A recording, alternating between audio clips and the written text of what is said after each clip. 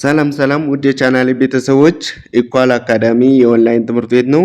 አማርኛ፣ እንግሊዘኛና ሂሳብ ሌሎች የትምህርት አይነቶችን በኦንላይን ያስተማር እንገኛለን። በኢሞ፣ በዋትስአፕ፣ በቴሌግራም እንዲሁም ሌሎች የሶሻል ሚዲያ አማራጮች እየደወላችሁ መማር ትችላላችሁ። እንዲሁም ለቻናሌ አዲስ የሆናችሁ ሰብስክራይብ፣ ላይክ፣ ሼር እያደረጋችሁ ቤተሰብ ሁኑ። ሰላም የቻናሌ ቤተሰቦች በዛሬው ክላሳችን ክፍል 2 ብዬ የአማርኛ ፊደላትን ወደ መጨረሻ ያሉ ፊደላትን ይዤላችሁ መጥቻለሁ። እንግዲህ በዚህ ቪዲዮ ክፍል 1ን አይተናል። ክፍል 2ን ደግሞ በዛሬው ቪዲዮ የምናይ ይሆናል። እንግዲህ የአማርኛ ፊደላትን የመጀመሪያ ላይ በክፍል 1 ብዙ ተማሪዎች ሳይሰለቻችሁ በፍሬሽ ሚሞሪ የምታነቧቸው ስለሆነ በተሎ ተለምዷቸዋላችሁ። በዛሬው ክላሳችን ግን የመጀመሪያ የምታዩዋቸው ወደ መጨረሻ ያሉ ፊደላትን ይዤላችሁ የመጣው እያንዳንዳቸው እንግዲህ እየጻፍነን ድምጻቸውን እኔ ምለውን እያላችሁ እየጻፋችሁ ተከታተሉኛላችሁ። እቺ ነ ኘ አ ከ ኸ ወ ዘ እነዚህ የመጀመሪያ ፊደላት ናቸው። ሁለተኛ ለማድረግ ደግሞ ከጎናቸው ቅጠል መጨመር ነው ያለባችሁ። ወደ ቀይ ከጎናቸው ቅጠል ስታደርጉባቸው ሁለተኛ ፊደል ይሆናሉ። ድምጻቸው ደግሞ እያንዳንዳቸው የሚል ድምጽ ሁሎችም ያስተጋባሉ ማለት ነው። ስለዚህ ኑ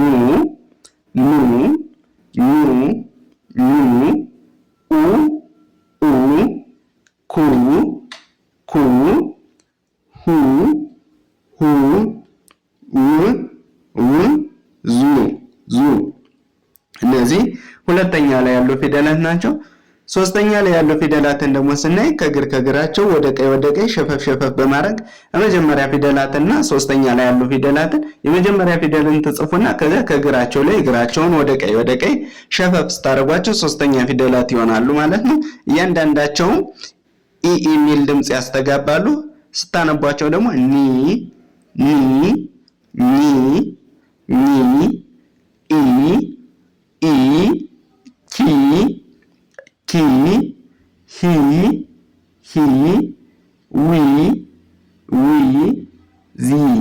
ዚ አራተኛ ላይ ያሉ ፊደላት ደግሞ ባለ አንድ እግርና ባለ ሁለት እግር ብላችሁ መለየት ትችላላችሁ። ባለ ሁለት እግር ማለት እንግዲህ እዚህ ጋር በሁለት እግራቸው ቆሙ ከ እና ዘ ናቸው። አራተኛ ላይ ስታያቸው እነዚህ ፊደላት የመጀመሪያ እግራቸው አጣራ ነው ማለት ነው። ባለ አንድ እግርና ቅርጽ አልባ ከሆኑ ግን ባለ አንድ እግር የሚባሉ ኘ፣ ቅርጽ አልባ የሚባሉ ደግሞ ወነች። እንግዲህ አራተኛ ላይ ያሉ ፊደላትን ስታያቸው የተለያየ ቅርጽ ነው ያላቸው። እያንዳንዳቸውም ሚል ድምጽ ይወስዳሉ። ና ኛ አ ካ ሀ ዋ ዛ እነዚህ አራተኛ ላይ ያሉ ፊደላት ናቸው። አምስተኛ ላይ ደግሞ በቀኝ በኩል ታች ላይ ቀለበት መጨመር ነው። የመጀመሪያ ፊደላት ስታያቸው እንግዲህ ምንም የለባቸውም። አምስተኛ ለማድረግ ቀለበት በቀኝ በኩል ታች ላይ መጨመር ነው ማለት ነው። ወይም የሆነ 00 ነገር ክብ አያይዛችሁ መጨመር ትችላላችሁ። እነዚህ የሚል ድምጽ ይወስዳሉ እያንዳንዳቸው። ስለዚህ ስታነቡ ደግሞ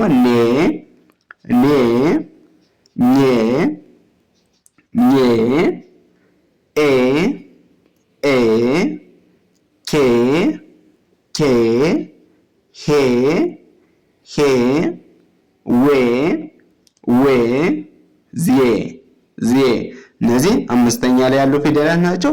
ስድስተኛ ላይ ያሉ ፊደላት ደግሞ የተለያየ ቅርጽ ነው ያላቸው። የሚያመሳስላቸው ነገር ሁሎችም የሚል ድምጽ ያስተጋባሉ። ከአንደበታችሁ መጨረሻ ላይ ስታነቡ የሚል ድምጽ ይወጣል ማለት ነው።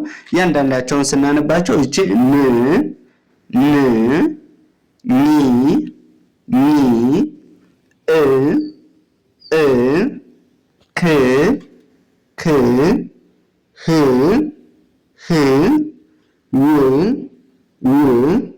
ዝ አሁን ያነበብናቸው ስድስተኛ ላይ ያሉ ፊደላትን ነው ማለት ነው። ሰባተኛ ላይ ያለ ፊደላትን ስታነቧቸው የሚል ድምጽ እያንዳንዳቸው ያስተጋባሉ። እንግዲህ ባለ ሁለት እግር ቅድም ያልኋችሁ የአ ቤት መጨረሻ፣ የከ ቤት መጨረሻ፣ የኸ ቤት መጨረሻና የወ ቤት መጨረሻ ስታያቸው የመጨረሻ እግራቸው አጣራ ነው ማለት ነው። አራተኛ ላይ እንግዲህ የመጀመሪያ እግራቸው ነበር አጣራ፣ ሰባተኛ ላይ ግን የመጨረሻ እግራቸው ነው አጣራ። እያንዳንዳቸውን ደግሞ ስታነቧቸው ኖ ኖ ኖ ኖ ኦ ኦ ኮ ኮ ሆ ሆ ዎ ዎ ዞ ዞ ብላችሁ ታነባላችሁ። ቀጣይ ደግሞ እቺ ዤ ዤ ደ ደ ጄ ጄ ገ ገ ጠ ጠ ጨ ጬ ጰ ጰ እነዚህ የመጀመሪያ ፊደላት ናቸው። እንግዲህ ከጎናቸው ቅጥል ጨምሩ ሁለተኛ ፊደላት ይሆናሉ ማለት ነው። ከጎናቸው ቅጥል መጨመር ብቻ ነው የሚጠበቅባችሁ። ዡ ዡ ዱ ዱ ጁ ጁ ጉ ጉ ጡ ጡ ጩ ጩ ጡ ጡ እነዚህ ሁለተኛ ላይ ያሉ ፊደላት አጎና ጎናቸው ቅጥል እየጨመራቸው እንግዲህ የመጀመሪያ ፊደላት ስታቸው ምንም የለባቸው፣ ግን ከጎናቸው ቅጥል ሲጨመር ሁለተኛ ፊደል ይሆናሉ። ድምጻቸው ደግሞ ኡ ሚል ያስተጋባል ማለት ነው። ዡ ዱ ጁ ጉ ጡ ጩ ጡ ነው የምትሏቸው። ስለዚህ ሶስተኛ ፊደላትን ደግሞ የምትለዩባቸው መንገድ ከመጀመሪያ ፊደላት ላይ ሶስተኛ ለማድረግ እግራቸውን እንግዲህ ሁለተኛ ላይ ከጎናቸው ነበር ቅጥል፣ ሶስተኛ ሲሆኑ ደግሞ ጎናቸው ያለው ቅጥል ይጠፋና እግራቸው ወደ ቀኝ ሸፈፍ ይላል። አንድ እግራቸው በቀኝ በኩል ያለው ይሻፈፋል ማለት ነው። እያንዳንዳቸውን ድምጻቸውን የሚል ድምጽ ከአንደበታቸው መጨረሻ ላይ ያስተጋባል ማለት ነው። ስለዚህ ስታነቡ ጂ ጂ ዲ ዲ ጂ ጂ ጊ ጊ ከዛ ጢ ጢ ጪ ጪ ጲ ጲ እነዚህ ሶስተኛ ላይ ያሉ ፊደላት ናቸው። አራተኛ ደግሞ ባለ ሁለት እግር ቅድም እንደነገርኳችሁ ባለ ሁለት እግር ከሆኑ የመጀመሪያ እግራቸው ያጠራሉ እያለው ባለ አንድ እግር ከሆኑ ወደ ግራ የመጣመም እድል አላቸው። የተለየም ቅርጽ ሊኖራቸው ይችላል።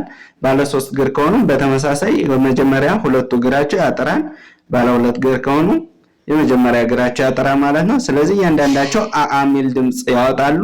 ዣ ዣ ዳ ዳ ጃ ጃ ጋ ጋ ጣ ጣ ጫ ጫ ጳ ጳ እነዚህ አራተኛ ላይ ያሉ ፊደላት ናቸው።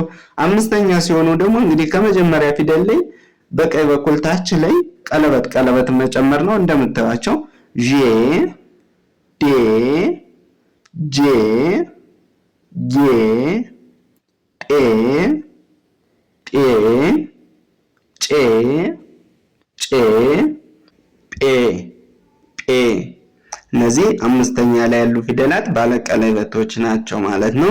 ስድስተኛ ላይ ያሉ ፊደላት ደግሞ ዢ ድ ጂ ግ ጥ ጪ ጵ ስታነቡ የሚል ድምጽ አላቸው። ሁሎችም እንግዲህ ተመሳሳይ የሆነ የሚያመሳስላቸው ነገር የለም። እያንዳንዳቸውን ድምጻቸውን እየጻፋችሁ መለማመድ ነው። ዢ ድ ጂ ግ ጥ ጪ ጵ ብላችሁ መያዝ አለባችሁ ማለት ነው።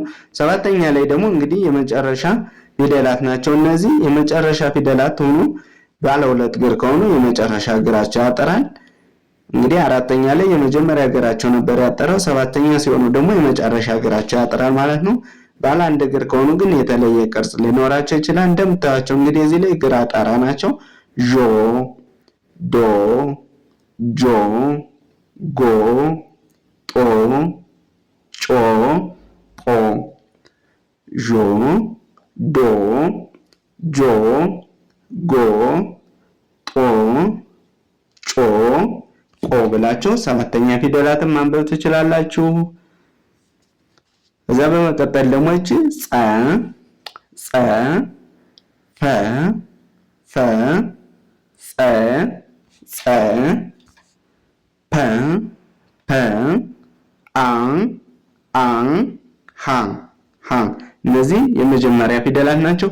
ሁለተኛ ሲሆኑ ደግሞ እንግዲህ በብዛት ከጎናቸው ቅጥል እየጨመራችሁ መጻፍ ነው ወይም ማንበብ ትችላላችሁ። እያንዳንዳቸው ደግሞ ኡ የሚል ድምጽ ያስተጋባሉ። ጹ ፉ ፉ ጹ ፑ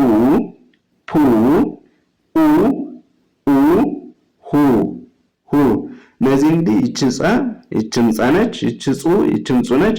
ተመሳሳይ የሆነ ስም ነው ያላቸው ሁሎችም እስከ መጨረሻው እስከ ሰባተኛ ይችና ይች ተመሳሳይ ናቸው ማለት ነው። ስለዚህ አሁን ደግሞ ሶስተኛ ፊደላት እናነባለን። ሶስተኛ ለማድረግ ደግሞ ቅድም እንደነገርኳቸው እግራቸውን ወደ ቀኝ ሸፈፍ ማድረግ ነው የሚጠበቅባቸው። ስለዚህ ድምጻቸው ደግሞ ጺ ፊ ጺ ፒ ኢ ሂ። አራተኛ ፊደላት ደግሞ ባለ ሁለት እግር ቅድም እንዳልኋችሁ ባለ ሁለት እግር ከሆነ የመጀመሪያ እግራቸው ያጠራል። ይቺ እንደምታዩት ባለ ሁለት እግር ስለሆነች የመጀመሪያ እግሯ አጣራ ነው።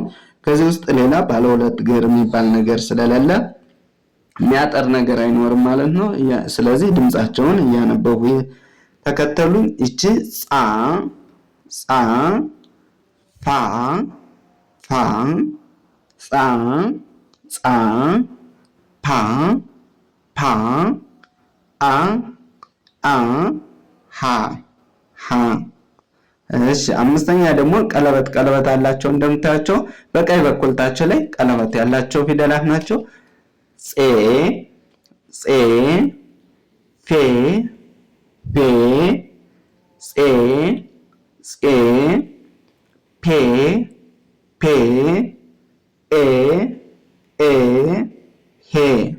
ሄ። እነዚህ አምስተኛ ላይ ያሉ ፊደላት ኤ የሚል ድምጽ እያስተጋቡ ማንበብ ትችላላችሁ ማለት ነው። ኤ ማለት ከአንደበታችሁ መጨረሻ ላይ ኤ የሚል ድምጽ ይወጣል። ለምሳሌ ጼ ስትሉ ፌ ጼ ፔ ኤ ሄ ነው የምትሉ። ስለዚህ እቺ ኤ በእነዚህ በሁሎችም እያስተጋባች ታስነብባለች ማለት ነው። ስድስተኛ ላይ ደግሞ የተለያየ ቅርጽ ነው ያላቸው። እንግዲህ እያንዳንዳቸው የሚል ድምጽ ያስተጋባሉ። ስለዚህ ድምጻቸውን እያነበብን ተከታተሉ። ይቺ ጽ ፍ ጽ ት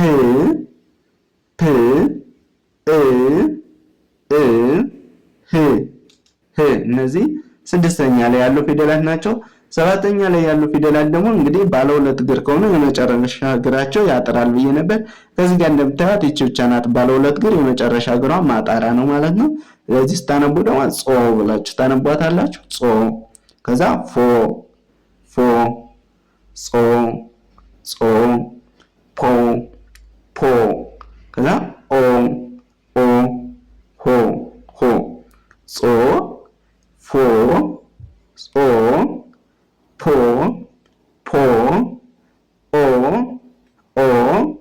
ፖ ሆ። ለዛሬ ይዤላችሁ የመጣው ቪዲዮ ይህን ይመስላል። በቀጣይ እስከምንገናኝ ሰናይ ቆይታ ይሁንላችሁ።